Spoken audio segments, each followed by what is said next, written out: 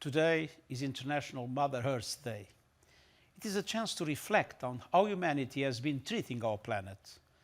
The truth is, we have been poor custodians of our fragile home.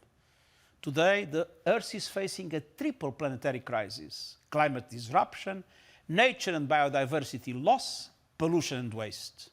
The triple crisis is threatening the well-being and survival of millions of people around the world.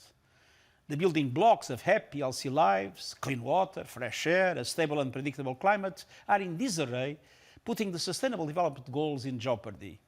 But there is still hope. 50 years ago, the world came together for the Stockholm Conference.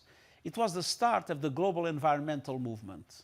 Since then, we have seen what is possible when we act as one. We have shrunk the ozone hole.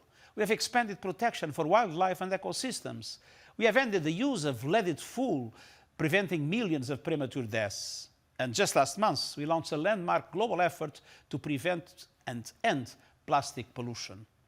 We have proven that together we can tackle monumental challenges. And the right to a healthy environment is gaining traction.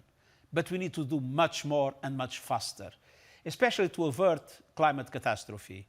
We must limit global temperature rise to 1.5 degrees, and we are far off track. To keep 1.5 alive, governments must have cut emissions by 45% by 2030 and achieve carbon neutrality by 2050. Main emitters must drastically cut emissions starting this year, and this means accelerating the end of our fossil fuel addiction and speeding the deployment of clean, renewable energy.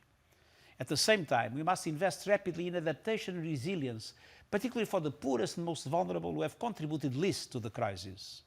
In June, the world will gather once again in Sweden for the Stockholm Plus 50 meeting. Let us make sure our leaders bring the ambition and action needed to address our triple planetary emergency. Because we have only one Mother Earth, we must do everything we can to protect her.